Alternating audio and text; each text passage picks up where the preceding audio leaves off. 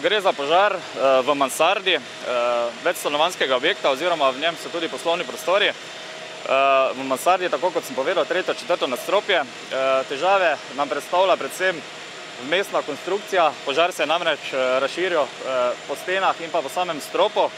To pomeni, da je potrebno vse obloge, ki so nameščene, odstraniti in potem gasiti seveda naprej.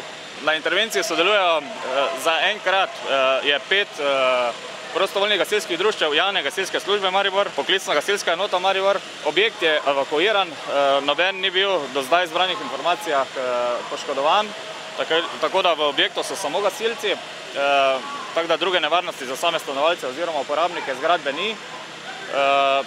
Gasilci pa delajo svoje delo in jaz se računam, da bodo to uspeli v kratkem pogasiti. Ja, mogoče v spodnjem delu oziroma v prvem nadstropju selijo iz svojih prostorov, ker pričakuje seveda se, da se bo določena količina vode tudi pronicala skozi in je potrebno zaščititi od računalnikov do vsega ostalega, kar je v pisarnah.